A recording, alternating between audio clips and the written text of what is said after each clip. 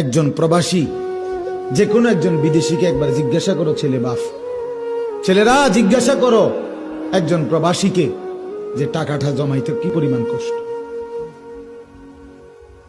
কলিজাটা মাটিতে লাগিয়া যায়।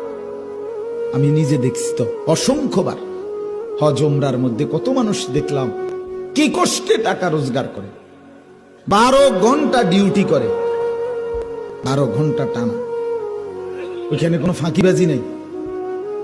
12 ঘন্টা ডিউটির পরে হোটেলের নিচে, বিল্ডিং এর নিচে, আন্ডারগ্রাউন্ডে একটা রুমে 12 জন 14 জন একটা সাদ্দুর বিছাইয়া মাটিত শোয়, নিজেরা রাইন্দা খায়, নিজের জামা কাপড় নিজেরা ধোয়, একটা ট্যাবলেট।